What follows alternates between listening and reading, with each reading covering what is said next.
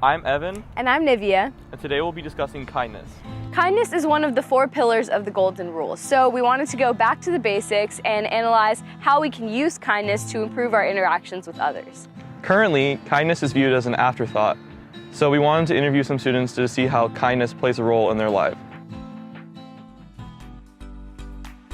It was something that I just perceived around me, and it's something that was expected from me. Probably in elementary school. I don't think I actually understood maybe the concept of kindness until I started going to school, and that's when teachers were always kind of like enforcing being kind. At my home, just because that's where our parents teach us our values. The teachings by my mother, we have a lot of morals that we set into our culture.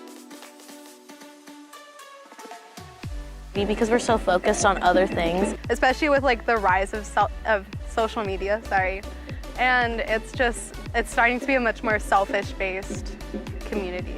We go through things a little too fast. Sometimes we say things without thinking of what we're saying. What their goals are and their process of getting to their goals might not necessarily take into account a lot of other people's ideas. We're just trying to live our life, and we tend to just worry about ourselves.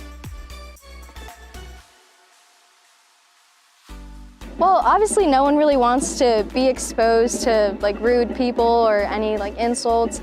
And so I feel like if other people actually take that into account and they realize that, okay, I wouldn't want that done to me, so I won't do that to someone else, we're sharing kindness all around. And if we always think about that, we're never going to end up being very rude towards anyone else. When we have empathy for one another, it makes it easier to be kind. I think it forces us to be more aware of other people and more aware of what's going on in their lives. You taking into consideration that other people's lives are a lot more intertwined and complex than you may consider at first.